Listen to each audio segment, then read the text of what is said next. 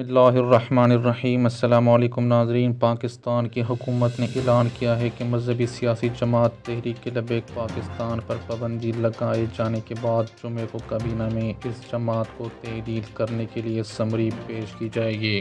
جمعرات کی دوپہر کو وفاقی کابینہ نے اس تنظیم پر پابندی لگانے کی باقاعدہ منظوری دی، جس کے بعد تحریک لبیک کا شمار بھی کالعدم تنظیموں کی فہرست میں ہوگا۔ ناظرین، یاد رہے کہ رواں ہفتے ملک کے مختلف شہروں میں مذہبی تنظیم تحریک لبیک پاکستان کی جانب سے کیے جانے والے فرانس مخالف مظاہروں میں 2 پولیس اہلکار سمیت 5 افراد ہلاک اور 300 سے زیادہ زخمی ہوئے۔ مظاہرین نے بڑے پیمانے پر املاک کو نقصان بھی پہنچایا اور تقریباً 2 دن تک مختلف شہروں کی بڑی سڑکوں سمیت قومی شاہراہیں بھی بند کر رکھی۔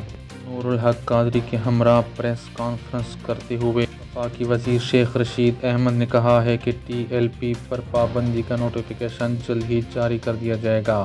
شیخ رشید احمد کا اس موقع پر کہنا تھا کہ حکومت اس حوالے سے بھی قانونی مشاورت کر رہی ہے کہ یہ تنظیم نام بدل کر اپنی سرگرمیاں جاری نہ رکھ سکے۔